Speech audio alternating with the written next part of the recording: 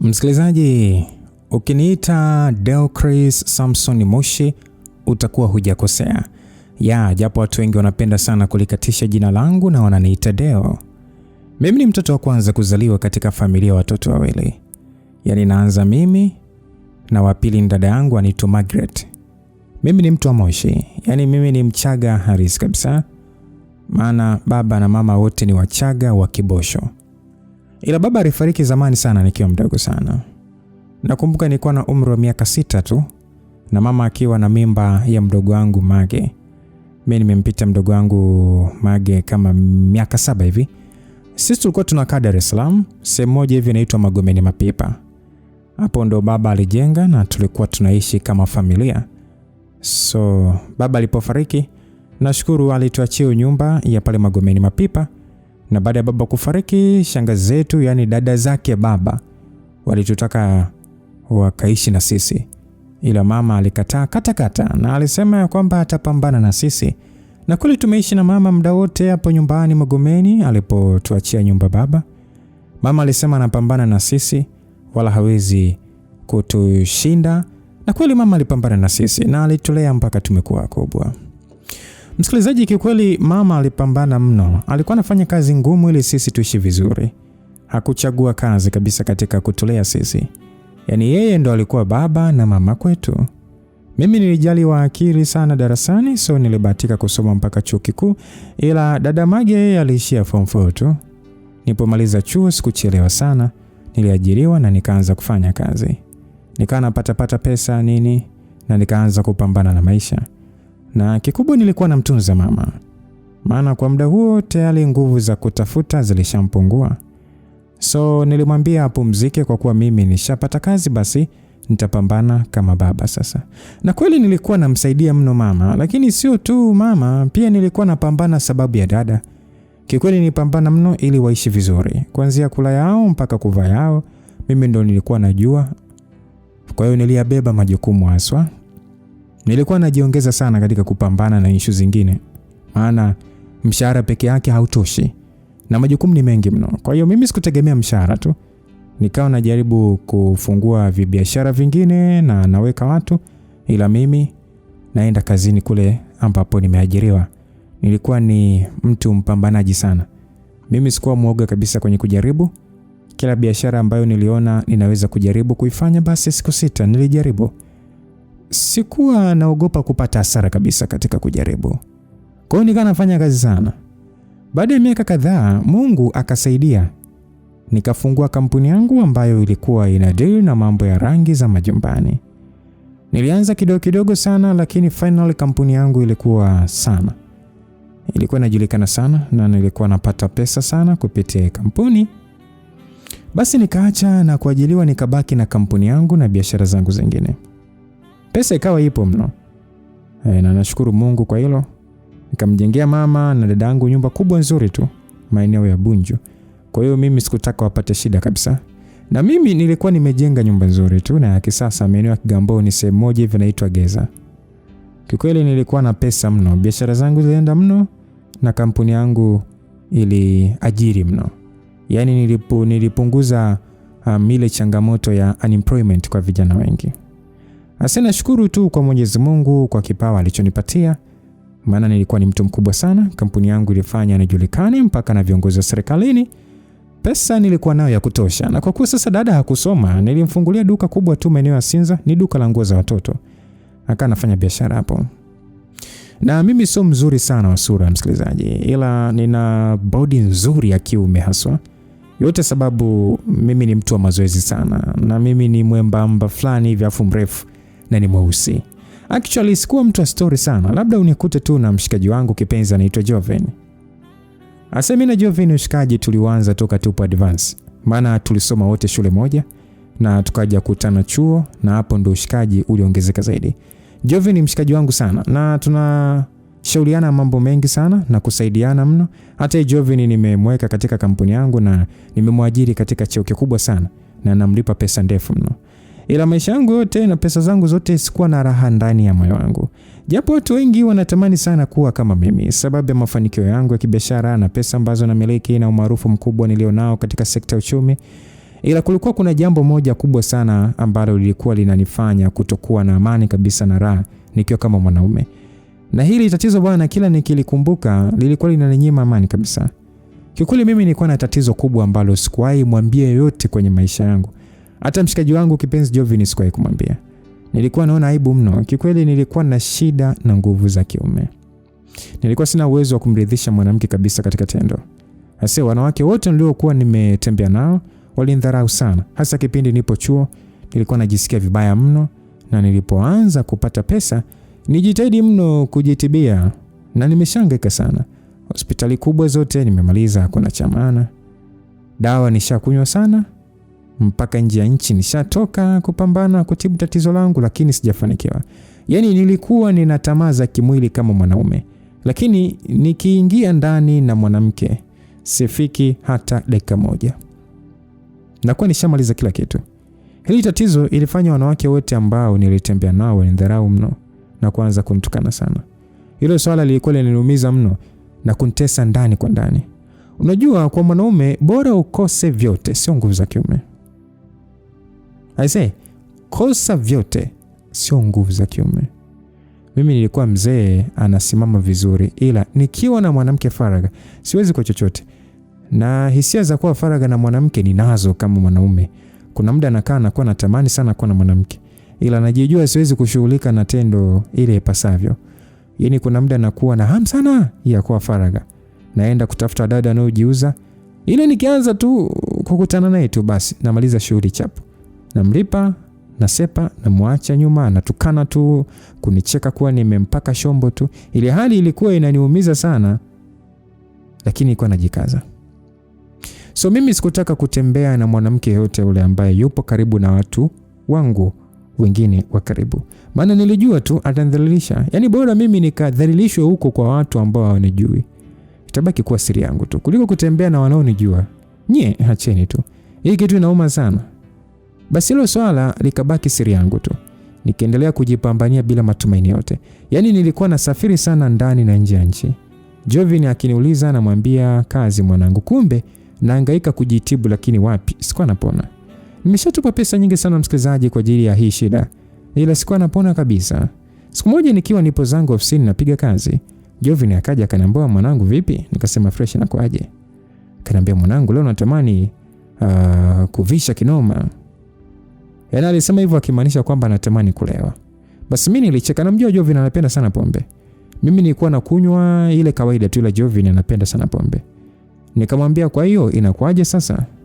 Akasema, sikia, tukitoka kazini mwanangu basi tupite club tupige hata chupa 2-3 nini, na leo bosi ni mimi. Afu ndo nakutoa mimi. Basi nilicheka sana, maana namjua Jovin anasemaga hivyo, alafu tukifika anagoma kutoa bili, alafu nalipia mimi. Ila nikamwambia poa, ngoja tupige kazi, tukitoka basi tutaenda mwanangu, wala tusijali.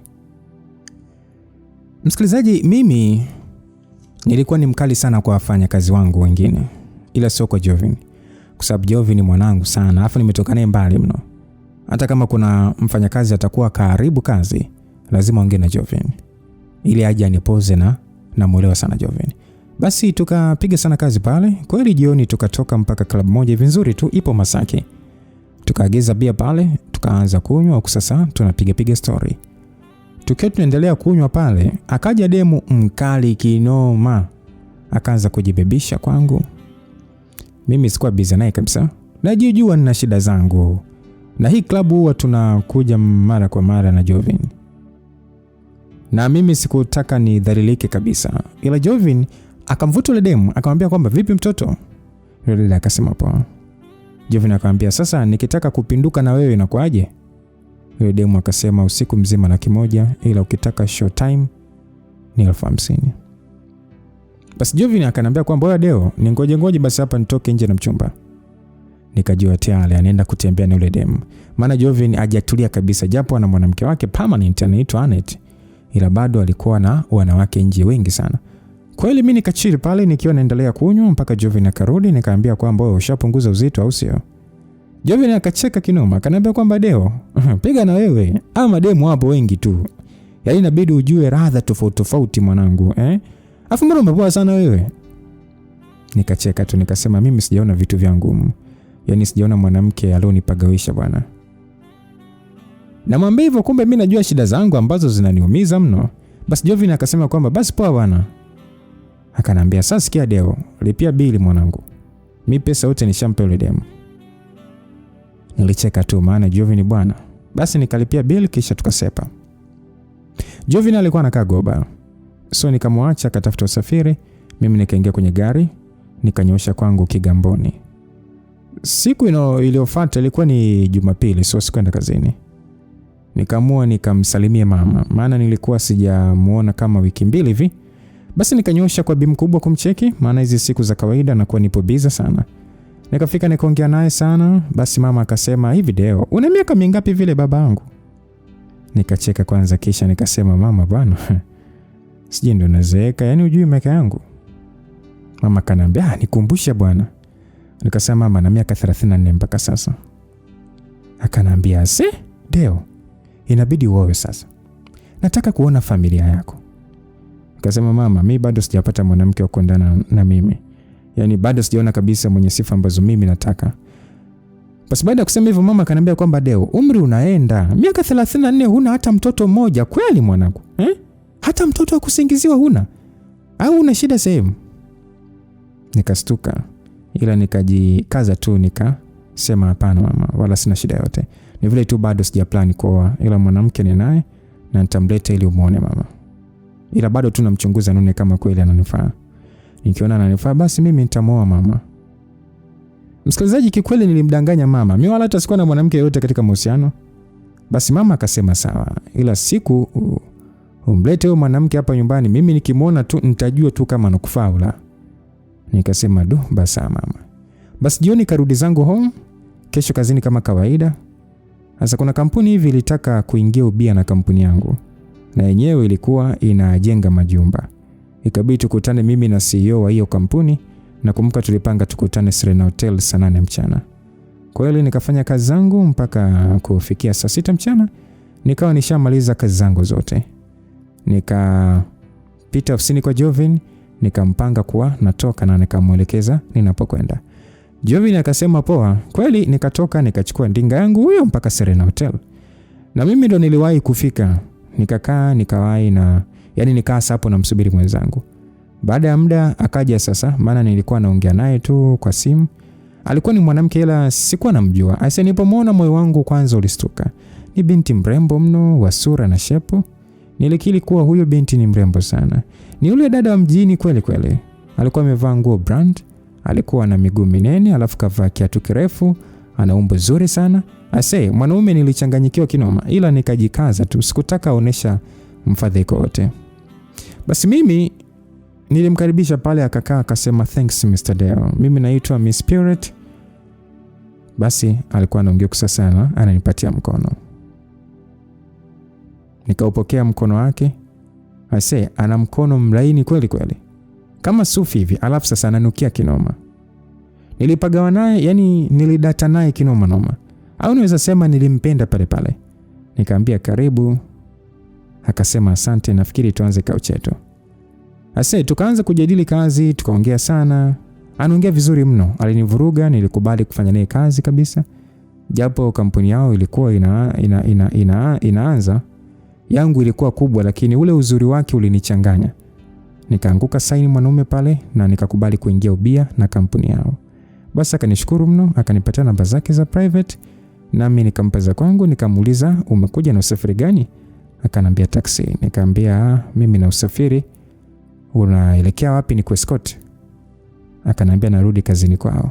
Nikamwambia okay, basi twende nikuache ofisini kwenu. Akasema sawa. Kweli nikatoka naye nikaingia katika ndinga yangu, na akaingia. Alivaa sketi fupi, so alivokaa kwenye gari ikapanda, nikaona sehemu za chini huko. Nilichanganyikiwa. Mtoto mweupe.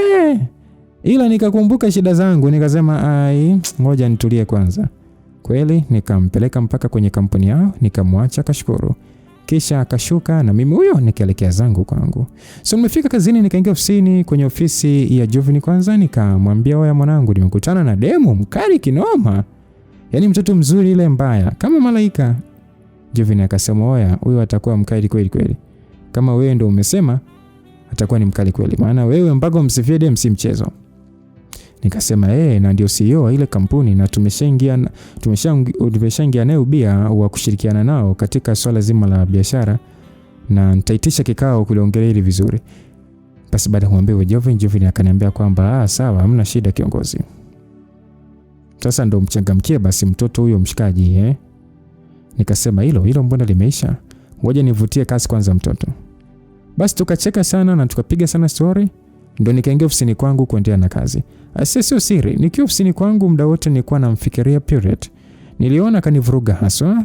Yaani sijui hata nisemeje. Nilimpenda ghafla yule binti. Na sijui niseme nini ila alinivuruga mno yule mtoto. Nilijikuta na muwaza yeye tu, hata kazi sikufanya. Yaani kama vile nilimpenda ghafla tu. Basi jioni nikiwa nipo nyumbani, simu yangu iliita. Nilipoangalia anayepiga simu, sinakuta Period ndio kanipigia. Nilivurugwa mno. Nikasema mtoto anataka nini usiku? Basi nikapokea simu chap. Nikasema yes Period. Akasema Deo jamani, samahani kwa usumbufu, sijui nimekuamsha. Nikasema wala hata usiwaze miss. Mimi wala sikuwa nimelala, niambie. Akasema okay Deo, wala mimi sina jambo kubwa la kukuambia, nilitaka tu kukutakia usiku mwema tu. Niliguna kwanza tu. Nikasema hilo tu. Akasema ndio kipenzi, nimekukumbuka tu hapa. Nikasema nikwambie good night au nimekukwaza, upo na wifi? Nilisema no, wala sipo na mtu na wala haujanikwaza Period. Akasema wifi upo wapi sasa? Nikasema sina bwana. Akasema kwa nini sasa jamani, wakati wewe ni kijana mzuri sana na unayevutia, mwenye kila kitu, alafu unaniambia kwamba wifi hayupo? Sasa msikilizaji, nilivyoona anaongelea hili swala nikaona huyu mtoto na yeye itakuwa kanielewa. Kisha nikasema sijaamua tu kuwa na mtu kwa sasa. Akasema bwana, basi pumzika Deo na uwe na usiku mwema. Nikasema poa, hamna shida, na uwe na usiku mwema pia. Basi akakata simu. Nikaona mbona huyu mtoto kama na yeye kanielewa. Nikasema hata kinielewa nitajaibisha tu, ngoja nilale zangu niache nayo mawazo. Basi nikavuta shuka nikalala ili kesho niwahi kazini. Basi ikapita wiki. Period alinizoea sana udada. Hasa alikuwa anapenda sana kuniamsha asubuhi, mchana atanikumbusha lunch, na usiku lazima atanitakia usiku mwema. Na alikuwa anaonyesha kunijali sana. Kama mwanaume nilishamuolewa Period. Yaani nishamuolewa kwangu anataka nini. Ila nilikuwa najifanya simuelewi tu. Ila alikuwa ananionyesha dalili zote za kuwa anataka tuwe na mahusiano ya kimapenzi. Ila kama mwanamke nadhani alikuwa anashindwa kunianza, ila alikuwa ananionyesha dalili zote za kuwa ananihitaji. Hata mimi nilikuwa namhitaji sana Period. Ni binti mwenye kila sifa za kuwa mwanamke wa mtu, ni mzuri, mcheshi na mchapakazi. Ila kila nikikumbuka matatizo yangu niliona tajaibisha tu. Maana hakuna mahusiano bila lile tendo. Na mimi katika tendo ndo nina shida zaidi. So nilikuwa nafanya kama simuelewi kabisa Period. Kuna mtu unahisi umesikia vibaya? Ndio, hakuna mahusiano bila ya lile tendo. Kama umeweka masharti, jua tu mmoja wapo lazima anatoka nje ya masharti. Niamini mimi, moyo wa mtu kichaka. Basi siku moja nikiwa busy ofisini kwangu, Jovin akaja. Akaniambia video, mbona unakuwa mzembe sana mshikaji wangu? Nikasema nimefanyaje tena mwanangu? Akasema na maana mwanangu huoni kwa ile Period mwanangu anakupenda sana Yaani demo ana show kabisa kama anakuhitaji. Alafu unafanya kama ni muelewi wakati najua kabisa unamuelewa kabisa. Wewe mdomo wako mbona mzito hivyo mwanangu? Nitabasamu tu kisha nikasema kwamba unajua Jovin, mimi nataka kuoa, so sitaki kurupuka katika mahusiano. Nataka mwanamke ambaye nitaingia naye katika mahusiano basi huyo ndio ni moyo. So nipo katika kumchunguza Period kama ananifaa au hapana. Kwa mimi siwezi kurupuka tu. Basi Jovin akaniambia kwamba sasa kumjua vizuri tabia zake, ingia naye katika mahusiano ndio utamjua vizuri Deo. Wewe mbona umepoa sana mwanangu? Yaani wanawake unawaona kama kituo cha polisi. Ukuje wewe mwanangu? Yaani toka na kujua wewe mwanangu, mimi sijawahi kukuona hata na demo. Sasa sikia bwana.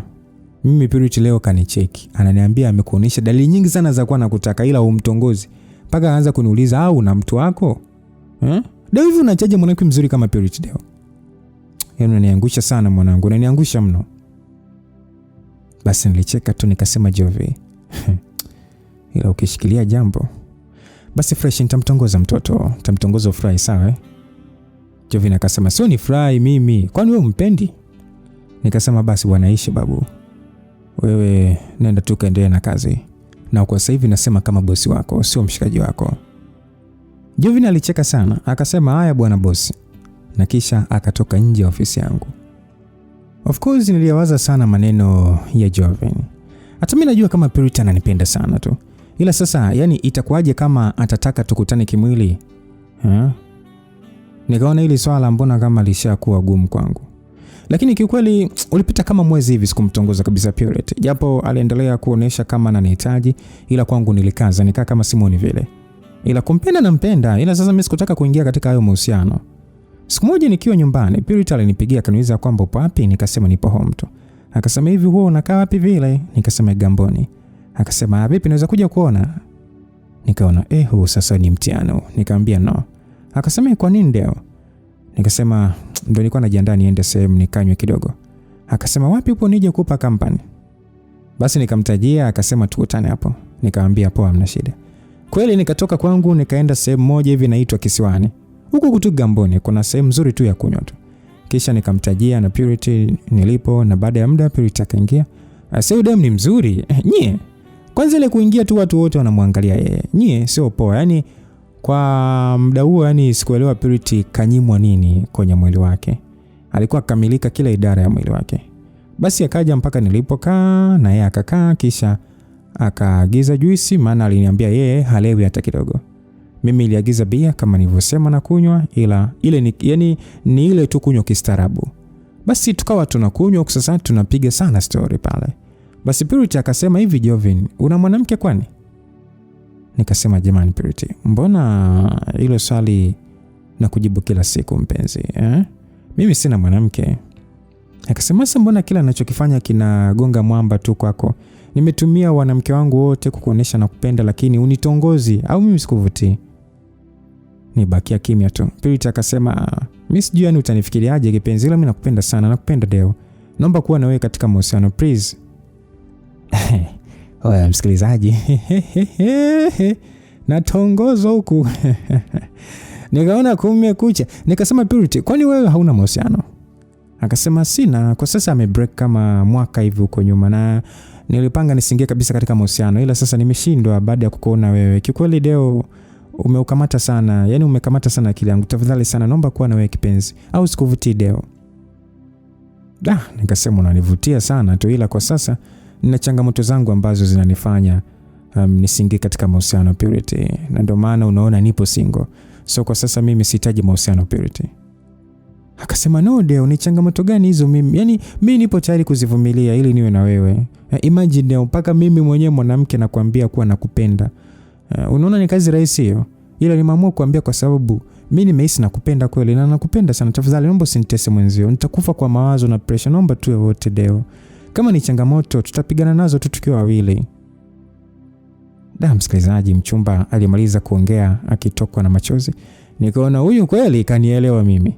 Nikamvuta kisha nikamkumbatia, nikamwambia kwamba basi tulia kipenzi, nami nakupenda pia.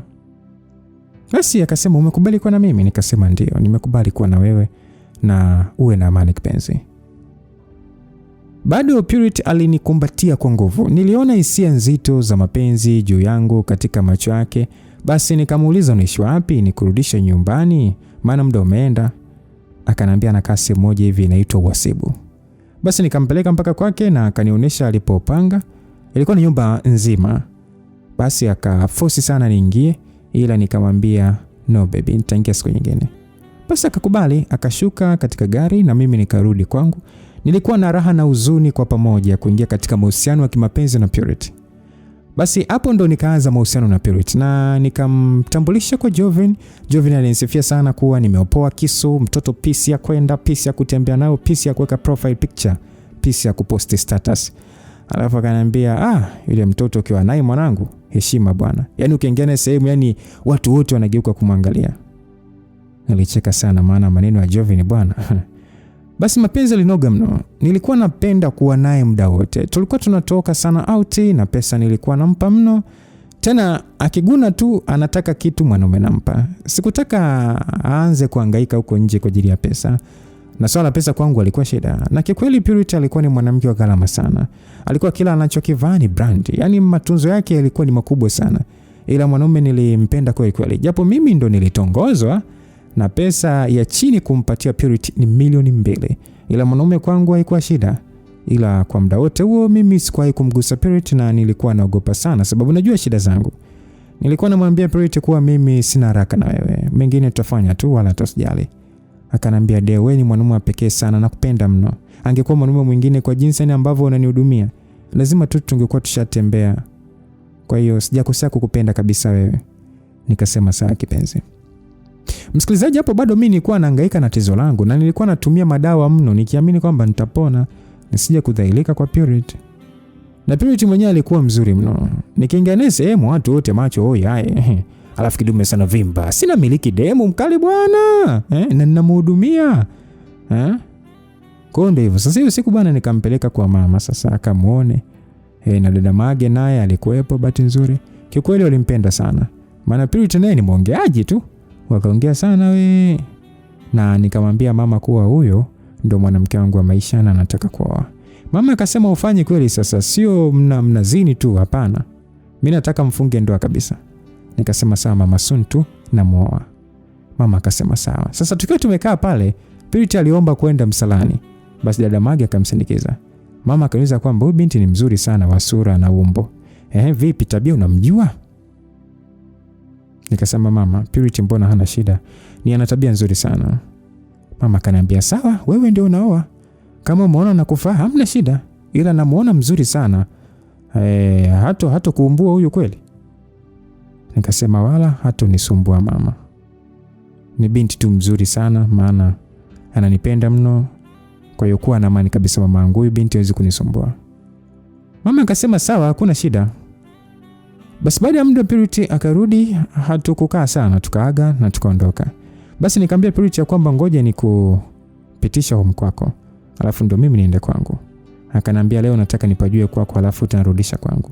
Maana wewe umeenda kunitambulisha kwenu na kwako sipajui. Nikasema lo, basi poa mpenzi wangu. Ngoja sasa nikupeleke kwangu leo ukapaone kisha nitakurudisha kwako. Akasema poa, hakuna shida baby. Kweli nikaenda naye mpaka kwangu Kigamboni. Kikweli nilikuwa na nyumba kali kinoma. Mimi mwenyewe nilikuwa nikiangalia nasemaga hapa kweli nimejenga. Basi nikamkaribisha Purity. Nilikuwa naona kabisa Purity anajizuia kushangaa uzuri wa nyumba yangu. Nikamwambia karibu mama, karibu sana. Kwa hiyo hapa ndipo ninapokaa. Basi akaniambia kwamba asante dia. Sasa tukaingia mpaka ndani, akakaa sebeni, nikampelekea wine akana kunywa. Nikamwambia baby hapa ndo kwangu na nikikuoa tu unakuja kuishi hapa. Basi Purity akafurahi sana. Akaniambia natamani unioe kesho nikae hapa maana nimepapenda sana. Nikasema kweli dia? Akasema yes. Nikamwambia basi kwa mvumilivu suni tu nakuoa mamangu sawa? Msikilizaji nilikuwa nina nia naye kweli kweli. Mimi sikuwa natania hata. Basi tukaongea sana pale, nikamwambia dia ngoja kwanza nioge kisha na badili chapu na kupeleka kwako sawa? Akaniambia sawa mpenzi. Kweli mimi nikasa nimeingia chumbani kwangu, alafu nikaingia bafuni kuoga. Nikisa naoga, ghafla mlango wa bafuni ukasukumwa na Purity. Purity akaingia, nilistuka. Sasa akasema kwamba baby vipi mbona umestuka hivyo jamani? Nikasema hapana sijastuka, kawaida tu baby. Msikilizaji, hapo mimi nipo kama nilivyozaliwa. Si nilikuwa naoga bwana. Basi Purity akanisogelea kisha akaanza kupapasa mwili wangu. Alianza kutumia mkono wake laini tu. Asa nikasema Purity, haraka nini mama? Basi tulia basi kwanza. Mimi ni wako. Purity akasema no baby, mimi leo nina hamu na wewe. Ona ulivyo na mzee mzuri jamani. Sasa hapo Purity anaongea huko anaishika. Ni kweli nina mzee mrefu, ila sasa najijua, yani najijua kama mimi yani ni dakika 1-0. Yani mimi sichukui hata dakika 1 katika tendo. Nikasema baby sikia, basi nisubiri basi chumbani nioge kisha nakuja. Akasema no, mimi nipo na kuogesha leo. Nikasema hapana, no basi nisubirie chumbani tafadhali sana. Akanambia no baby, mimi nataka tuwe wote bafuni.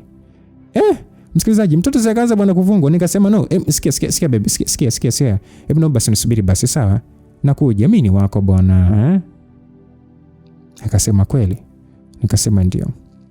Akasema poa, nakusubiria kitandani. Nikasema poa. Basi akatoka bafuni, nikabaki na hema tu kule bafuni. Nikawaza sana na niliumia, yani dem mpaka nafusi tu wote, ila mimi sina maajabu. Basi nikaoga kisha nikatoka. Sasa ile natoka namkuta Purity kama alivyozaliwa. ana urembo kwenye kiuno chake, akajiachia mno. Alafu ananiambia kwamba baby njoo nimekumisi. I say, unajua nilimtamani ile, sasa nilibaki nimesimama tu nikiwa hata sielewi cha kufanya. Yaani ilikuwa ni mbuzi kafia kwa muuza supu, ila sasa sikuwa na kisu cha kumchinjia. Basi Purity akaja akanikisi mdomoni pale. Mwanaume sana nilishindwa kujizuia. Na mimi nikajibu, sasa tulikisi mno. Asa mwezi amini mkazaji. Yaani hata kukisi ndio ilikuwa mara ya kwanza. Na tuna mwezi na nusu katika mahusiano. Da. Binti ni mtundu mno na alijua kunihamasisha mimi. Basi tukajikuta tumeshiriki tendo, lakini kilichotokea ni kile kile. Hakuna kitu nilifanya. Nijisikia aibu sana na fedhea kwa pamoja. Purity akaniambia, Deo, una shida gani? Mbona upo hivyo? Maana alihangaika sana na mimi kunipandisha hisia, lakini wapi. Na hiyo dakika moja nikishamaliza na kwa siwezi tena. Yaani nilikuwa sielewi nilirogwa au vipi. Nijikuta nalia kwa uchungu mno. Purity akaja akaniuliza, vipi baby, mbona unalia? Nimekufanya ujisikie vibaya? Nikasema hapana Purity. Unakumbuka nilikwambia na changamoto Purity akasema ndio nakumbuka. Nikasema changamoto yenyewe ndio hii kipenzi. Mimi na hii shida toka nimejitambua na ninashangaa sana Purity. Na nimetumia pesa nyingi sana kujitibu lakini siponi. Naumia mno. Basi Purity akaniangalia kwa huruma sana. Yeye hakunitukana kama wengine, akanikumbatia kisha akaniambia kwamba pole sana kipenzi changu, ila ungenieleza mapema mpenzi. Nikasema nilikuwa naona aibu Purity. Akaniambia usijali basi, kwa kuwa mimi nishajua tatizo lako, tutaanza tu kuhangaika wote mpaka upone, sawa? Nikasema sawa mpenzi wangu. Basi nimeona Purity kama malaika ambaye alinielewa kwa haraka mno. Basi akanikumbatia tukalala. Asubuhi nikajiandaa mimi. Then nikampeleka na yeye kwake akajiandaa, kisha nikampeleka mpaka kazini kwake. Nikamwacha hapo na mimi sasa nikaingia kazini kwangu nikiwa na amani, maana nilikuwa nawaza mno kuwa je, siku Purity akijua shida zangu atazipokeaje? Ila nishukuru amezipokea vizuri na ameniahidi kuwa tutapambana pamoja. Basi sasa Purity na yeye akawa ananiunganisha na madokta ambao yeye anawajua, naenda nafanya tiba, nikirudi tunajaribu hola. Basi anatafuta dokta mwingine, tunaenda tunafanya tiba, ila nikirudi hola. Hamna cha maana. Akaanza kunipeka kwenye dawa za asili mpaka nje ya dawa, ila wapi. Ila Purity hakunikatia tamaa. Na alikuwa ananitia sana moyo kuwa ananivumilia na ananipenda mno. Na niwe na amani kabisa, maana nitapona tu. Kweli hatukuacha kuhangaika mimi na yeye, na huduma zote nampa. Tena nilizidisha, maana nilikuwa na uhakika kwa Purity ni wangu mimi tu.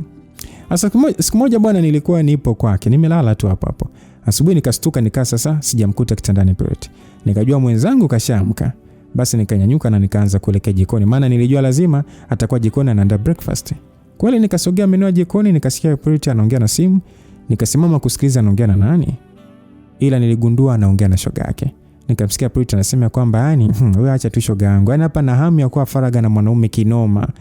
Babu, huyu jogoo hapandi mtungi, ila pesa ananipa mwenzio. Na maisha yangu yote sasa hivi yani yeye ndo ananisupport. Na mbwembwe zangu zote hapa mjini yeye ndo sponsor. Shoga yangu ndio hivyo, navumilia tu, mimi sina jinsi, napambana na hamzangu. Msikilizaji, kiukweli niliumia mno. Yaani nikajisikia vibaya sana. Nikajua kumbe Purity yupo na mimi kwa ajili ya pesa tu. Na wala sikusikia mazungumzo ya upande wa pili, na sikutaka kuendelea kusikiliza maongezi yake. Basi chap nikarudi chumbani ili nitulize kwanza akili. Ila niliwaza sana. Nikasema lakini kweli hata yeye mwenyewe anahitaji mwanaume wa kukidhi tamaa zake za mwili, sababu anahisia. Na mimi siwezi kumridhisha kitandani. So niliumia sana kama mwanaume. Mara nikasikia anakuja chapu, nikajifanya nimelala. Basi akaanza kuniamsha pale, baby amka basi unywe chai baby. Nikainuka nikakaa kitandani, nikasema leo sijisikii kula kabisa mpenzi. Akaniambia kula bwana mume wangu. Ujisikii kula yani umekula nini bwana? Usiwe hivyo basi. Basi bwana akaanza kunibembeleza na akaanza kunilisha, sasa anapigisha story. Basi mimi nikaa nakula, ila sasa nilikuwa na mawazo mengi. Na kikweli mimi huyu mwanamke nampenda sana, yani ni zaidi ya sana. Basi nikaamua kulipotezea tu hilo swala, tukaendelea na mahusiano yetu huko Purity akinionyesha kunipenda sana. Basi kakata miezi 4 tupo kwenye mahusiano yetu. Na nampenda mno, na anaonyesha ananipenda mno. Paka Jovin alikuwa ananiambia kwamba oya Deo, kweli umependa mwanangu. Nikanamwambia wewe acha tu mshikaji wangu, mtoto ananimaliza kinoma yule. Basi siku moja nimetoka zangu kazini, nikaa sasa nampigia sana Purity, ila akawa hapokei. Nakumbuka nilipiga mno ila simu haipokelewi. Nikaona ngoja nipite kwake. Nikafika, nikaingia, nikakuta mlango wa sebeni umeegeshwa Kwa hiyo nikaingia ndani, nikaanza kuona kuna nguo za mwanaume zimetupwa pale na simu ya Purity ipo pale na kuna nguo zake. Nikastuka zaidi nilipoona na nguo ya ndani ya mwanaume. Nikaanza kwenda chumbani kwake. Yaani sikutaka ugongo la nini. Nikasukuma mlango nikaingia chumbani. I say, nilichokiona sikuamini. Yaani kwanza jicho lilinitoka mno. Nikamkuta Purity yupo na mwanaume mwingine kitandani wakifanya mambo yao. Hasira zilinijaa, nikamrukia yule mwanaume, nilianza kumpiga. Yule mwanaume naye akajibu mashambulizi. Tukaanza kupigana bwana mle ndani. Nilikuwa na hasira, nilimzidi nguvu kidume sasa, kikaniponyoka, akakimbia. Nikamgeukia Purity sasa, akaanza kutetemeka. Akaniambia baby sorry, ni shetani tu alinipitia au sijini. Nikasema Purity, ni nini hii? Nini hii naona mama? Sulisema unanivumilia wewe. Kumbe ni mwongo, si ndio? Akaanza nisamee baby please, ni leo tu wala sio kwamba nafanyaga kila siku, sio serious, samahani ni leo tu nimepitiwa. Kikweli niliumia sana. Sikutaka ukaa pale, nikaondoka zangu. Nikaenda mpaka klabu nikaagiza pombe nyingi sana, nilikunywa mno, nilijiona ni sina thamani kabisa katika dunia. Akaja mhudumu sasa akaniambia kwamba kaka hebu lipia kabisa, maana hizo pombe zikikukolea utasema ushalipa na itakuwa shida hapa. Basi nikamwangalia nikachukua pocha yangu nikampa, nikaambia kwamba chukua zote hizo. Wewe si nikaaba tu, mshenzi mkubwa wewe. Yaani nyamridhiki hata mpewe siji nini. Wanawake wote mbwa tu. Mshenzi wewe. Chukua sasa hizo pesa zote, kaaba mkubwa wewe. Sasa msikilizaji, nilikuwa na hasira. Alafu nilikuwa nimeshaanza kulewa. Sasa sio nimtukana sana yule dada. Nikaona kabaki kashangaa tu, akaniambia kwamba kwani mimi kosa langu nini wewe kaka? Yaani kuja kudai tu pesa na vinywaji unavokunywa ndio unanitolea maneno machafu. Wewe kaka mbona sikuelewi? Nikasema mbwa wewe, hebu toka hapa. Basi nikaona akaja mdada mwingine, naye ni mhudumu wa pale. Nilitambua kwa jinsi wamevaa. Akaambia, Frola mwache, huyu kashaanza kulewa. Wewe chukua tu pesa ya vinywaji alivyokunywa, nyingine wewe mwache tu. Akasema sawa. Basi nikaona kweli kachukua pochi yangu na akatoa pesa kadhaa. Ndo akachukua, afu nyingine akazirudisha mle kwenye pochi. Na akanisogezea pochi langu kisha akaondoka. Sasa mimi nikabaki na kunywa huku natukana. Nilitukana wanawake wote hiyo siku kama vile mimi sijazaliwa na mwanamke. Nilitukana mno, yani nilitukana kutokana na hasira na maumivu niliyokuwa nayo, kitendo cha kukuta demu wangu yupo na mwanaume mwingine kilinuma mno. Nilitukana wanawake wote. Nilitukana mno. Japo mimi sikuwa na nguvu, ila kilinipaini maana nilijiwekea kwa 100% kuwa ni wangu na aliniambia na nivumilia mimi. Kwa nikaanza kuconnect na yale maneno niliyoyasikia kwake ile siku kwamba kwangu yupo kwa ajili ya pesa. Ndo kabisa nilipata jawabu kwamba Purity kwangu kinachomweka ni pesa na biashara tu na umaarufu wangu na wala si kingine.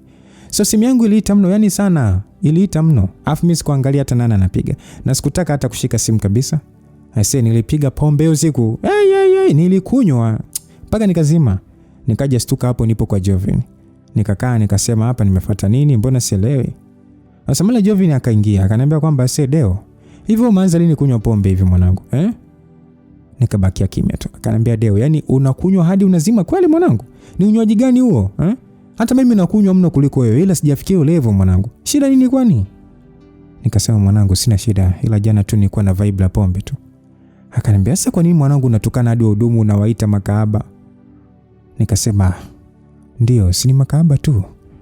Sasa watu wanauza biashara za basi, wanajiuza tu ama? Wewe unawanunuaga? Basi Jovin akacheka. Kisha akaniambia kwamba sio wote wanajiuza Deo. Acha kudhalilisha wanawake, sio vyema mshikaji wangu. Pale wengine wanatafuta vipato na wapo kama unavyodhani wewe. Nikasema poa, niambie nimefikaje hapa? Akaniambia kuna mhudumu anakujua, aliwahi niona na wewe pale, so akanipigia ndo nikakufuata, nikakurudisha hapa. Basi baada ya kongevo nikacheka tu. Maana najua mhudumu lazima itakuwa alikuwa ni mwanamke wake tu na kashatembea naye. Nikasema basi poa, gari yangu ipo wapi? Akaniambia nimekuja nayo yupo nje. Basi akanipatana vitu vyangu pale vingine, nikarudi home kulala maana bado sikuwa sawa kabisa. Nikaamka jioni nikaoga, nikala ndo nikashika simu nakuta SMS za Purity nyingi sana. Mwanzo alikuwa anampa msamaha. Mwisho alinichana akaniambia kwamba hivi nadhani mimi sina hamu ya kuwa na mwanaume, Nimekuvumilia miezi 4. Ulitaka mimi nikungoje tu. na sijui hata utapona lini. Mimi ninachokiona itakuwa wewe sio riziki tu. Au nadhani wanaume wote wapo kama wewe? Unajua mwanaume hata kama wewe ni bilionea alafu unakutana na hii fedhea. Hata kama wewe unajulikana Afrika kwamba ni bilionea alafu unakutana na hii fedhea. Inauma sana. Niliumia kinoma noma. Ila mimi sikutaka kumjibu hata kidogo, niliona nitazidi kumpa chance ya kunidhalilisha tu. So nikaachana kabisa na SMS zake, nikazifuta alafu nikamblock. Nikasema huyo DM jao sana. Alafu nilimwamini sana. Yaani sitamani kumuona tena huyo DM. Na siwezi kuendelea kufanya kazi na kampuni yake tena. Lazima nivunje mkataba na kampuni yake. Basi kweli nikajiandaa mwanaume, nikachukua ndinga yangu mpaka kwenye kampuni yake, nikafika, nikashuka, nikaingia mpaka ofisini kwake, nikamkuta ofisini kwake akiwa busy na kompyuta yake. Basi aliponiona akaanza kuninyari. Nilichukia kinoma noma, ila sasa nijitahidi control hasira zangu. Akaniambia karibu, nikasema asante. Basi nikaambia kwamba nimekuja kuvunja mkataba wa ubia kati ya kampuni zetu. Alistuka mno mpaka alisimama. Maana mimi kampuni yangu ni kubwa mno, so ilikuwa ni beba kwake. Akasema no Deo, unataka ni ulete issue za mapenzi na kazi wapi na wapi jamani, usifanye hivyo tafadhali sana, usichanganye hivyo vitu. Nikasema mimi nimemaliza, sawa? Nimemaliza na wala sijaja kufuata ushauri wala maneno. Basi nikatoa na makaratasi yangu ya kuonesha nimevunja mkataba, nikaweka mezani kwake, kisha nikampigia na mwanasheria wangu, nikamuelezea, akasema kwamba atashughulikia hilo. Basi kila kitu ikawa fresh tu. Purity akasema no Deo, usifanye hivyo tafadhali sana mpenzi. Unajua kabisa mimi nakutegemea sana. Naomba basi tuongee tafadhali. Nikasema mimi muda sina wa kuanza kuzungumzia ya mambo, umesikia Nimeamua kufanya maamuzi na nimeyafanya. Na kwa kuwa kuna faini ya mimi kuvunja mkataba, usio na shaka nitailipa kampuni yako. Na ndo mwanasheria wangu analifuatilia hilo swala. So baada ya kuongea hivyo nikanyanyuka zangu, alafu huyo nikaondoka zangu. Mimi sikutaka kuonana naye kabisa. Ndio maana niliamua kufanya hivyo. Yaani kumweka mbali na maisha yangu. Basi nikafika ofisini kwangu nikiwa na mawazo sana kichwani kwangu, nikatulia tu. Sasa nikiwa vile akaingia Jovin ofisini kwangu. Akaniambia mzee vipi? Nikasema fresh mwanangu. Akaniambia mbona Purity kanipigia anasema kwamba umevunja mkataba, shida nini kwani? Nikamuuliza kwani, akakwambia shida nini? Jovin akasema hapana, hajaniambia na ndio maana mimi huja kukuuliza wewe mshikaji wangu. Nikasema wala hata mna shida. Nimeona tu sifaidiki na ile kampuni. That's why nimevunja ile mkataba. Asa Jovin akauliza kwamba au mmeachana na Purity. Nikasema no, hatujaachana ila sitaki tu kufanya nao kazi tena. Jovin akasema lakini mzee, nikasema stop it. Sihitaji maswali na Jovin, sawa Basi Jovin akasema poa, na kisha akatoka nje ya ofisi yangu. Basi mimi nikaa busy tu na kazi zangu zingine. Namba ngeni zikawa zinaingia sana kwenye simu yangu. Yaani mno, nikajua tu ni Purity. So mimi sikuhangaika nazo wala nini. Nikiwa busy napiga kazi zangu, ghafla mlango wangu ofisi ukasukumwa, kisha kaingia Purity. Nikamuuliza umefuata nini ofisini kwangu? Na wakati mimi na wewe tumeshamalizana ama? Basi akaniambia kwamba no, usifanye hivyo Deo, tafadhali sana. Hebu naomba basi tufanye kazi pamoja. Usiingize mapenzi na kazi please Deo. Nikamwambia naomba utoke ofisini kwangu. Toka. Mimi sitaki makelele yako hapa. Akaniambia kumbe unajishaua si ndio? Umesahau kuwa najua siri yako. Nikamwambia wewe vipi wewe? Hebu naomba usinitishie bwana. Hebu kwenda zako malaya mkubwa wewe. Siri nini? Akaniambia sawa, sasa nataka kuonesha umalaya wangu. Si unaniita mimi malaya? Ngoja sasa nikomeshe. Basi akatoka nje ofisi yangu, akasogea karibu na ofisi za wafanyakazi wangu, akaanza kupiga kelele kwa anasema kwamba jamani watu wote nisikilizeni. Huyu mnayemuita bosi wenu Deo, jogoo hapandi mtungi, hawezi kazi kabisa chumbani. Msikilizaji asiye kuamini mimi ninachokiona na kukisikia. Hivi kumbe Deo ni kichaa hivi? Nilitoka ndani ya ofisi yangu nikiwa na hasira mno. Nilimshika Purity nikaanza kumwasha vibao vya ovyo tu. Paka Jovin akaja akanishika. Akaniambia kwamba Deo, hebu basi acha kupiga wanawake, Hebu tulia kwanza. Hapo msikilizaji mimi nilikuwa nimechukia kinoma noma. Basi hapo Purity ndo kama alizidishiwa kicha, akasema hata ukinipiga kwani wewe yani yani kwanza jogoo mwenyewe hapandi mtungi, kweli ama si kweli? Au unadanganya hapa? Uwezi kazi bwana. Kwani uongo? Wewe ni bwabwa tu. Mwanaume gani wewe? Bwabwa tu wewe. Jamani bosi wenu hata sekunde 2 afiki kwenye tendo. Hilo lione kwanza. Hasa wafanyakazi wote walikuwa wananiangalia mimi. Ilikuwa ni aibu pamoja na maumivu kwangu. Sasa nilimchopoka Jovin pale nikamkaba Purity. Yaani kusingekuwa na watu ningemuua huyo dem. Ila wafanyakazi wangu wengine na Jovin wakanishika. Sasa hapo Purity anavuja damu puani lakini hakuacha kuongea. Alinitukana mno, yani sana tu. Alafu huyo akaondoka zake. Sasa kina Jovin wakaniingiza ofisini kwangu, kisha wengine wakatoka, nikabaki na Jovin tu. Nilikuwa na hasira mno mpaka natetemeka. Jovin akaniambia tulia wewe, alafu relax Deo, hivyo wajui madem kwani maneno yao si ni kawaida tu. Wanawake utukana, hivyo ni kawaida tu hasa mkigombana. Sasa mbona unapaniki? Unapaniki na vitu vya kijinga sana mwanangu, mtulia Deo bwana. Kweli nikatulia, Jovin akanipa nasaa sana. Ila niligundua Jovin hakuyaamini yale maneno kabisa. Alisi ni dharau za wanawake tu, so akanituliza sana nikapoa.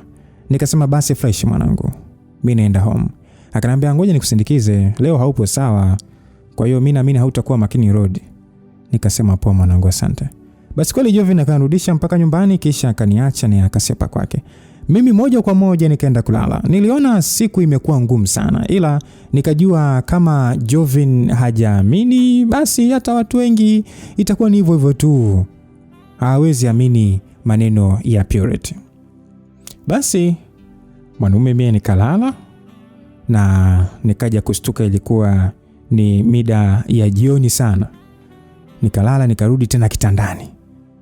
Basi nikashika simu nikakuta SMS za namba ngeni. Tena zilikuwa nyingi sana za matusi. Ila nilijua tu zinatoka kwa Purity. Nikamjibu. Kwanza hapana, sikumjibu. Nilitaka kuandika lakini nikaona hapana, ngoja niachane naye tu. Nikasema mimi tena sitaingia katika mahusiano ya mapenzi mpaka nipone tatizo langu. Nilikuwa naumia sana kama mwanaume, yani nilikuwa napata maumivu sana. Wanaume wenzangu nafikiri mtakuwa mnanielewa. Sasa kapita kama wiki mbili hivi naendelea na maisha yangu tu. Hapo kila siku namba ngeni zinanitukana sana. Najua ni Purity tu, wala nisikuwa na muda naye. Mimi nikawa busy na kazi zangu tu. Kikweli Purity alinitukana sana mpaka akachoka mwenyewe. Akawa hatukani tena.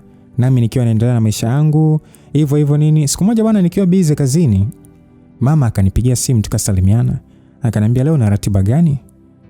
Nikasema mama leo niko busy sana na kazi nyingi. Akaniambia leo hata ukimaliza kazi saa 6 za usiku naomba uje nyumbani. Nilistuka nikauliza mama kuna shida kuna shida gani kwani? Akaniambia kwamba hakuna ila tu kuna jambo la muhimu nataka tuliongelee. Nikasema sawa basi nakuja mama, hamna shida. Kweli nikafanya kazi zangu sana, zingine nikaacha, nikamsikiliza kwanza mama. Nikiwa nataka kutoka ofisini, Jovin akaniambia wewe mzee wapi hiyo? Nikasema mama kaniita naenda home mara moja. Akaniambia sikia hebu tuongee kwanza kidogo. Basi nikarudi ukaa na yeye pale akakaa. Akaniuliza Deo, kwani wewe unaumwa? Nikastuka ila nikajikaza tu nikasema kuumwa nini? Jovin akasema Deo mimi rafiki yako usinifiche mwanangu naweza nikakusaidia. Mbona Purity ananitumia sana SMS? Ananiambia kwamba wewe huna nguvu za kiume, shughuli sijui uwezi kabisa. Yani ananiambia matusi mengi sana kuhusu wewe. Kikweli mwanzo nilikuwa napotezea na nikawa najua ni maneno tu ya maugomvi yenu nini. Ila mbona kama hili sana nilipo serious sana mwanangu Hebu naomba usinifiche mwanangu. Je, ni kweli una hiyo shida ama? Nilicheka kwanza kisha nikasema Jovin, kuona wewe uniamini mimi, Yaani wewe mshikaji wangu kabisa, yani unamwamini ule malaya tu, yani uniamini mimi, Sikia mwanangu mimi nipo sawa kabisa. Umesikia Mimi nipo sawa kabisa. Na kama ningekuwa naumwa ningekuwa nimeshakupanga, Afu wewe ndio msela wangu. Kwa kuwa na amani kabisa mwanangu, acha kumsikiliza udemu.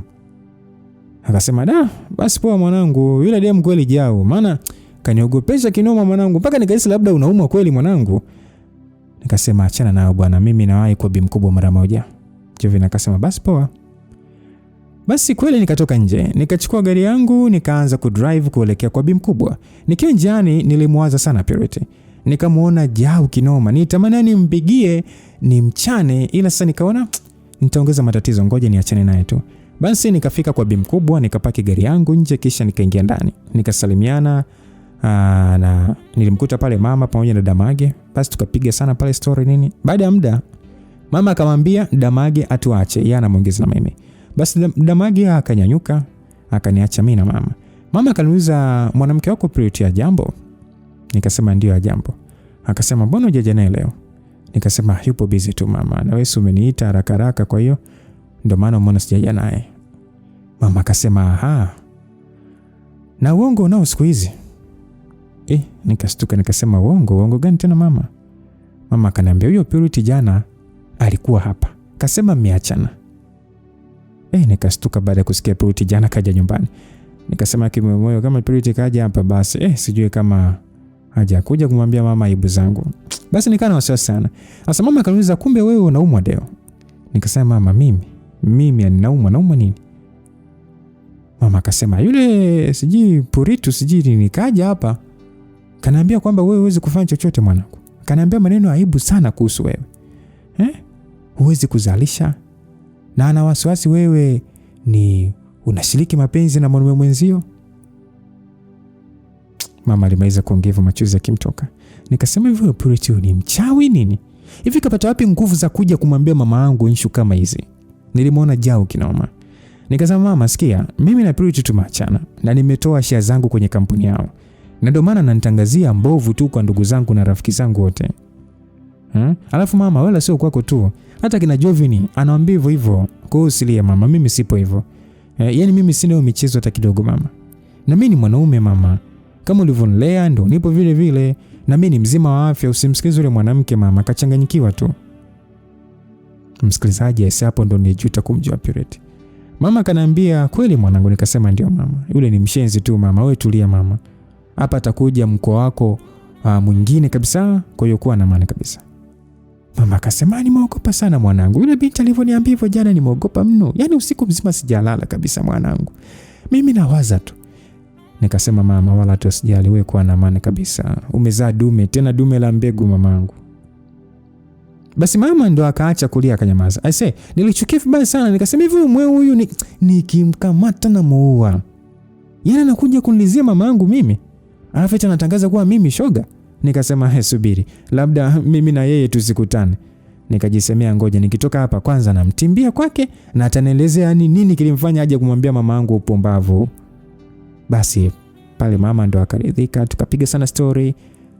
Kisha pale nikaaga. Mama akasema sawa, ile binti usimrudie, hakufai kabisa. Kama anakutangazia ujinga mwanangu hakufai. Nikasema usijali mama, mimi siwezi kumrudia kabisa. Basi tukagana pale, nikatoka nikaingia kwenye gari yangu, nikawasha ndinga, nikasema hapa namfuata mshenzi kwanza. Basi nikaenda mpaka kwa Purity, nilikuwa na hasira mno. Nikaanza kugonga mlango wake kwa nguvu, tena bila hata kupumzika, ila niliona kimya. Na hakukuwa na dalili ya kuwa na mtu ndani. Nikasema yani huyu, yani mpumbavu ningemkuta leo ndo angenijua vizuri mimi ni Mchaga wa wapi. Basi nikasema hapa ngoja siondoke hapa namsubiria. Basi nikaingia kwenye gari yangu nikatulia. Ila nimekaa kidogo tu naona boda inakuja, ikae namshusha. Nilitoka kwenye gari nikamdaka chapu, nikamwambia kwamba wewe si ndio mbaya sana Akasema wewe nini bwana, niache huko. Nikasema hivi, ni nini kimekufanya uende kwetu ukasema ujinga wako kwa bi mkubwa? Akaniambia bwana niache bwana huko, kwani si ni kweli wewe kazi uwezi? Na mimi nimemwambia mama yako kuwa huenda anajua dawa kusaidie. Sasa unaanza kunifuatafuta hapa nini bwana? Nilimpatia kofi moja hilo la mdomo mpaka akatema damu. Akaanza kutukana kama kawaida yake. Siku ni alijuta, nilimpiga hiyo siku. Nilipiga kama napigana na mwanamume mwenzangu, ila bado alikuwa anatukana. Huyu mwanamke ana mdomo huyo. Afu na mimi matusi yake ndo alizidi kunipa hasira. Nilimdunda, mwanamke sijili. Nililipiga. Yaani nilimpiga mpaka akaja kutukana. Akaanza kuomba msamaha. Sasa yule boda aliyomleta hakuwa ameondoka, ndio akaja kunishika pale akasema bro, basi acha basi, usipigane na mwanamke, unajiaibisha tu bro.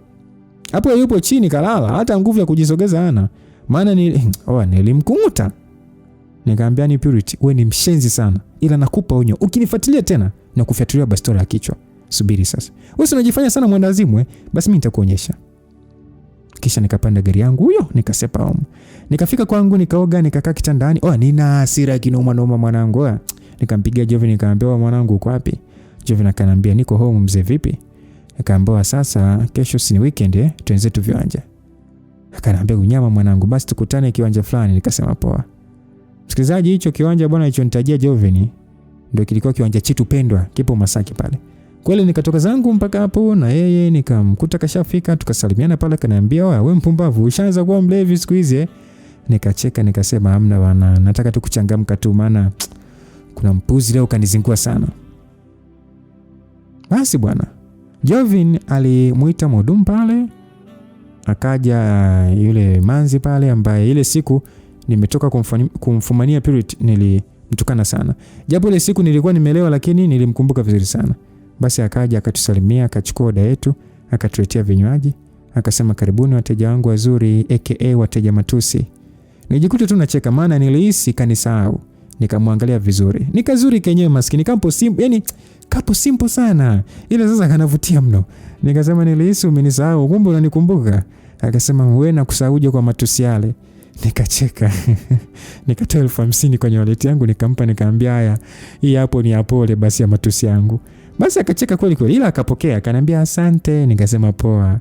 Basi nikahisi amani mno kuongea na yule binti, japo sikujua kwa nini, lakini nilijihisi amani tu. Basi bwana, tukawa sasa tunakunywa pale na mshikaji wangu, story nyingi sana. Jovin akaniambia hapa mwanangu, nataka dem kwanza, yani nimpate hapa ili nikapunguze uzito mwanangu. Nikacheka tu. Msikilizaji, mimi namjua sana Jovin. Lazima ni akilewa atake dem kwanza ndio mambo mengine afanyeje endelee. Akasema au niongee na yule mhudumu aliyotuletea vinywaji hapa. Alivyosema hivyo sasa nijikuta tu nimeropoka, nikaambia kwamba sikia wewe, yule mkaushie, nataka wewe shemeji yako, namvutia kastu. Basi Jovin alicheka sana, akasema mwanangu umeanza kuchangamka au sio? Maana unanisemaga mimi kwamba naopoa wanawake wa sereka, nachukua wanawake wa baa. Haya na wewe kiko wapi? Kiko wapi mwanangu? Ila poa, ngoja mimi niende iko na mwanangu. Najua sikosi dem mwanangu nikiingia hapo kona. Basi akanyanyuka akaanza kutoka nje ya klabu, nikabaki mwenyewe tu na kunywa. Nikamuita yule mhudumu, nikamuuliza hivyo unaitwa nani? Akaniambia kwamba naitwa Flora. Nikasema unakaa wapi? Akaniambia nakaa Kinondoni. Afu vipi, mbona maswali mengi mpaka naogopa? Nikacheka tu nikasema tulia bwana, unaogopa nini sasa? Kwani wewe ni mtoto? Basi nikaona kacheka tu. Nikatoa simu nikamwambia kwamba sasa sikia, naomba namba yako. Kweli akachukua simu yangu akaandika namba zake, nikasema poa, tutaongea basi. Akaniambia poa, karibu. Basi kakanyanyuka kakaondoka. Sasa mimi nakunywa mwenyewe stress kibao, mara Jovin akarudi bwana. Nikasema mbona chap chap mwanangu vipi? Akaniambia mwanangu nimepiga kimoja tu cha kupunguza uzito. Nikacheka tu. Nikamwambia mipira unavaa mzee au unataka tu tupeane shida mbele huko? Akasema wewe hiyo ni muhimu babu, hiyo wewe navaa, yani unazingatia sana mwanangu. Yani nasahau vipi mwanangu kwa watu kama wale ambao yani kila mtu tu anaingia mwanachovya huko afu nasahau mpira. Wewe hiyo ni muhimu sana kaka. Basi tunacheka tu pale. Tulikaa pale mpaka saa 8 usiku ndo nikarudi kwangu. Sasa nikafikia kulala. Nilikuwa nimechoka, alafu sasa nilikuwa tungi kinoma. Asubuhi niliamshwa na hodi za fujo kwenye mlango wangu. Nikasema nani tena ananigonga hivyo? Na getini mlinzi yupo. Nikatoka na wenge sasa la usingizi kinoma. Ile nafungua tu nakutana na askari watatu. Mmoja akanambia Mr. Deo upo chini ya ulinzi kwa kosa la kupiga na kumdhalilisha mwanamke. Nikasema hapa tayari kimeshaumana hapa tayari. So wenge la usingizi likakata kwanza. Nikasema mwanamke gani niliyemfanyia ukatili? Wakaniambia maelezo yote tutakuta kituoni, tunaomba tuondoke na wewe tu. Nikaona hii sasa ishakuwa jao. Nikasema sawa, naomba nivae. Wakasema sawa.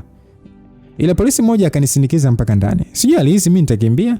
Basi nikavaa t-shirt na suruali pale, nikachukua na simu tukatoka nje. Wakanipakiza kwenye gari yao mpaka kituoni. Kituo kilikuwa ni kituo kikubwa sana kwa hapa Dar. Kwa hiyo siwezi kukitaja, ila ndo hapo nikapelekwa. Sasa nilipofika nikaambiwa unashtakiwa na kosa la kumpiga Miss Spirit na kwa sasa yupo hospitali na ana hali mbaya sana. Nikaona hiki kisanga hiki. Wakaniambia nivue mkanda sawa, kisha niingie lock up. Nikasema sawa. Nikaomba kumpigia mwanasheria wangu na ndugu zangu wa karibu nini. Wakaniambia huruhusiwi kwa sasa. Basi wakachukua na simu yangu kisha nikaingizwa lock up. Sasa nikajisema wanawake kweli jao sana akia Mungu. Yaani dem kanifanya leo nipo polisi. Ila nikasema hamna noma. Mimi na pesa nitachezesha tu humu, sitakaa sana. Basi kweli nikatulia lock up pale kuna nuka kinoma, yani hapafai kukaa binadamu hata kidogo. Sasa nikiwa nimetulia pale akaingia afande mmoja hivi ni wa kike. Akasema wewe ndio Deo? Nikasema ndio mimi. Akasema ndio unapiga mwanamke vile? Nikanyamaza tu kimya. Akaniambia haya ngoja aje afande Rozi ndo amepewa faili lako. Basi nikamsugulia afande nikamwambia afande, sikia afande sawa. Hebu niambieni basi mnataka shingapi tumaliza mambo bwana, mimi sitaki kukaa hapa tena. Asali afande akasema kwamba shida faili lako wala sijalishika mimi. Ngoja uje kuongea na anayeshika faili lako. Wewe tulia tu. Nikasema sawa afande. Kisha nikarudi nilipokaa nikatulia. Sasa nilikaa ndani kama masaa mawili. Alafu ubaya wake sasa sikuwa nimetoa taarifa kwa ndugu yeyote yule mpaka kwa huo muda, sababu alinizuia. Sasa mle loka bwana kulikuwa na mshikaji mwingine.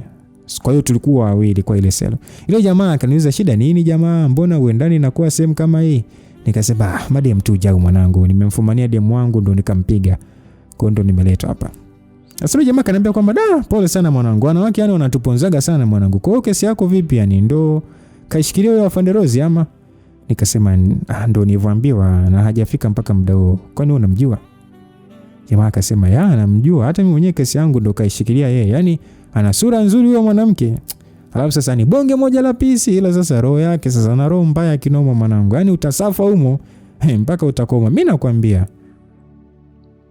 Nikasema kwa hiyo na wewe ndo anasimamia kesi yako kumbe? Akanambia mwanangu, na wiki ya pili hapa. Yani hataki hata nitolewe kwa dhamana. Nikamuuliza kwa umefanyaje kwani? Akanambia mimi nimeiba mwanangu, maisha magumu kinoma, bi mkubwa alikuwa anaumwa sana. So nilipola mtu simu kisha nikauza nikaenda mtibia bi mkubwa mwanangu. Ila sasa nimekamatwa na ndio maana nipo hapa. Msikilizaji, niliumia sana, niliona kapambana kwa ajili ya mzazi wake na kusema kweli huyu kijana hakuwa na sura ya wizi kabisa. Nikamwambia pole sana, ila tukishatoka kuna kampuni ipo sehemu fulani. Basi nikamwelekeza pale, nikamwambia pale ukija nitakusaidia kukupatia kazi. Akanambia kweli bro? Nikasema ndio, wewe njoo tu mimi nitakusaidia. Akanambia basi poa kaka, mimi nitakuja. Nikasema usiwaze, karibu. Nakumbuka huyo kijana aliniambia anaitwa Saidi. Basi tukawa tunaongea masuala mengine tu. Tukasikia mlango unafunguliwa na akaingia sasa huyo afande Rose. Ase ni mzuri. Yule dada ana sura nzuri mno.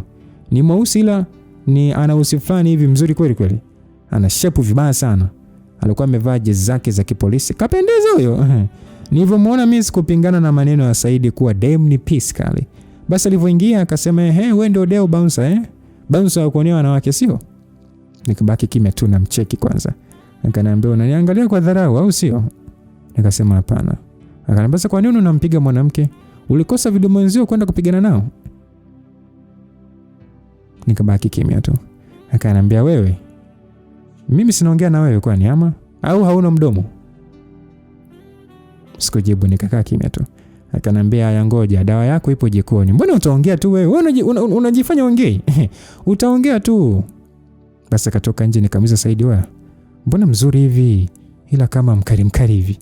Saidi akasema sasa ana roho mbaya huyo. Utamuona mbaya baadaye. Na hutaona tena uzuri wake. Wewe ngoja, sivyo unamuona mzuri? Wewe ngoja baadaye. Kweli bwana, mimi nilikuwa nimetulia nikaja kutolewa na askari wawili wa kiume, nikapelekwa kwenye chumba kipo empty tu ila kina kiti kimoja tu. Kisha nikaambiwa kaa kwenye kiti. Sasa mimi sikuweza kuelewa wanataka kunifanya nini. Ila nikakaa katika kiti kisha wakaanza kunifunga kamba. Nikaa nashangaa wanataka kunifanya nini hawa? Walipomaliza kunifunga kamba pale katika kiti, wale askari wakatoka kisha akaingia afande Rose. Akasema unajua mimi huwa sipendi watu wanaowapiga na kuwatesa wanawake. Yaani ukimdharau mwanamke anaumia sana. Wewe ndio umempiga kabisa mpaka kalazwa. Sasa nitakuonyesha ya kwamba mimi ni nani. Ili ukirudi mtaani usijaribu tena kumsonya mwanamke. Basi alisema hivyo. Kwanza alitoa kirungu, alianza kunipiga nacho kwenye magoti. Nilikaza kidume nisipige kelele wala nisilie. Ila nilishindwa. Nikaanza kulia sababu maumivu niliyokuwa nasikia siwezi kuasimulia hapa. Alinipiga mno mpaka nikasema nisamee utanivunja miguu. Akasema wewe si ni kidume. Hakuna kulia hapa, tulia. Basi akaja kuniwashia umeme, alafu kuna nyaya sasa zimepita kwenye mwili wangu. Nilipigwa shot hiyo mpaka nijikojolea. Acheni tu mwanangu. Nilia ile siku yani mpaka ni mafuani. Akaniuliza utarudia kumgusa mwanamke? Nikasema sirudi. Yaani msikilizaji, nilikuwa boya kama mtoto vile. Ile siku nilikuwa kama mjinga.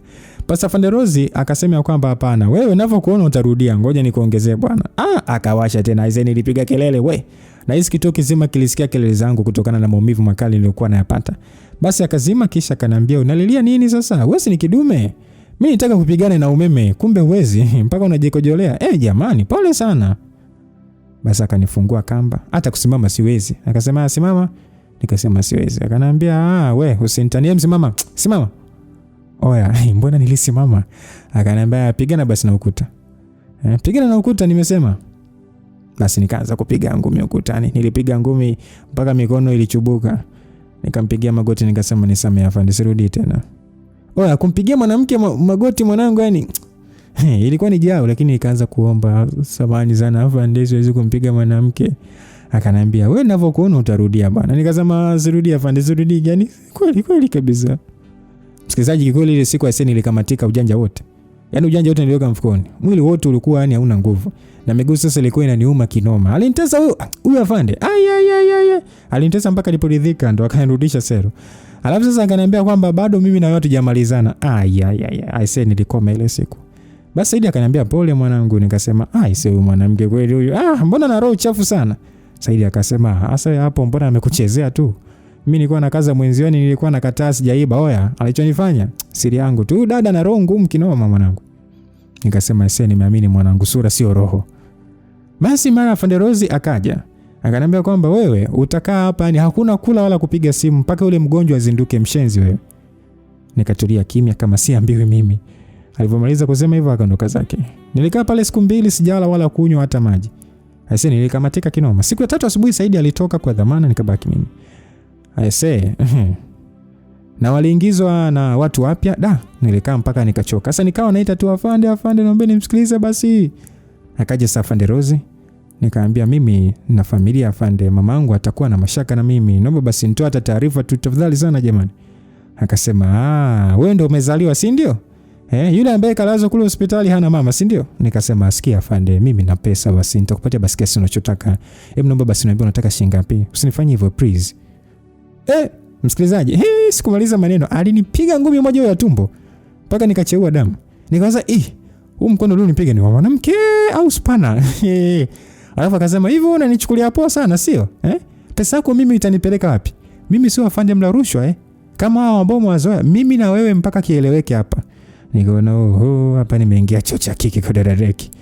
Basi akatoka nikabaki nimekaa tu. Nikiwa sasa nishajikatia tamaa. Yaani hapa yani pesa zangu yani zimeshindwa kunisaidia. Jioni kabisa ndo nikaitwa. Hapo sasa yani ninanuka, sijaoga siku 3 hapo na njaa kinoma mwanangu. Alafu sasa afande Rozi mwenyewe akaniambia kwamba sasa Purity kamka. Unaweza kuongea na wazazi wake kwa sasa. So na wewe nakupa simu uwapigie ndugu zako. Nikaona kikweli kisanga. Basi kweli bwana nikapewa simu yangu, nikaona miskoro nyingi sana za mama, dada Jovin, mwanasheria yangu. Yaani watu kibao. Kwanza nikampigia mama, akapokea analia ananiuliza upo wapi mwanangu? Nikamwambia mama mimi nipo mzima, nipo polisi nimekamatwa. Ila wewe tulia tu mwanasheria wangu atamaliza mambo mama. Mama akasema sawa. Basi nikakata, nikampigia Jovin, nikamuelekeza mazingira alivyo na kesi yangu nini. Akasema poa anakuja hapo kichoni. Kisha nikampigia mwanasheria wangu nikamuelekeza nilipo na kesi yangu nikamwambia. Kwa hiyo Ivan nikamwambia hakikisha silali humu. Akaniambia poa. Basi nikamaliza nikarudisha simu nikarudi sero. Sasa nilikaa mpaka usiku saa 3 ndo nikaitwa. Natoka namuona mwanasheria wangu na Jovin. Mwanasheria wangu akaomba kuongea na mimi, akaruhusiwa ila Jovin hakuruhusiwa. Yaani nilikuwa ninanuka hadi mkojo mwanangu. Mwanasheria wangu sasa akaniambia pole sana Mr. Deo. Nikasema asante nimeshapoa. Akaniambia sawa mimi nishafuatilia sana Deo ila hii kesi ngumu kwa sababu ni kweli umempiga na demu yupo hospitali. Alafu sasa ugumu unaokuja ni kwamba huyu aliyoshika kesi yako ni jau sana, nani hataki rushwa kabisa. Nikasema ya hilo nalijua, hata mimi mwenyewe nitaka kumpatia kakataa. Akaniambia sasa mimi hapa nataka nikuwekee dhamana ila naona sasa kama kuna ugumu. Ila nafuatilia mpaka kesho asubuhi nadhani utakuwa umeshatoka hapa. Nikasema poa. Basi waliniletea chakula nikala hiyo siku nikarudi selo. Kweli kesho yake asubuhi nikatolewa selo na nikaruhusiwa kutoka. Yaani nilitoka kwa dhamana. Sasa yule afande Rozi akaniambia kwamba sasa ole wako ukaoneshe umwamba wako wanawake, urudi tena hapa alafu nikute. Na nimeshakalili sura lako jambazi mkubwa wewe. Nikabaki kimya tu. Sikumjibu hata. Nilimuona jao kinoma. Tukatoka pale mpaka home. Nikafikia kuoga kwanza. Hapo miguu inaniuma. Inaniuma kinoma. Kama sio yangu vile, mwili unauma ile mbaya. Sasa msikilizaji, nini kilichoendelea mara baada ya Deo kurejea huko uraiani? Story ni tamu sana. Na sidhani kama Deo anaweza kuliacha ili swala likapita hivi kwa dharau na mateso ambayo ameshayapitia huko polisi kwa sababu tu ya kuingia kwenye mahusiano na mwanamke. Je, na yeye ataanza kufuata tabia kama rafiki yake Jovin ya kwenda tu huko Bama, maeneo ya watu ambao wanajiuza na anamalizana nao na maisha mengine yanaendelea, ama na kama akiingia kwenye hiyo tabia itampatia athari gani ama matatizo gani? Ama nani atakayemuelewa Deo kwa hii situation yake alionayo? Mara pap Afande Rozi anakuwa kwenye mahusiano na Deo. Deo ataninyoshia mtu. Deo ataninyoshia mtu. Mtayarishaji wa hii simulizi si mwingine ni Habiba Maramoja, na mimi niliyekusimulia ni Lucas Lumbas. Niseme to God be with you till we meet again. Bye bye.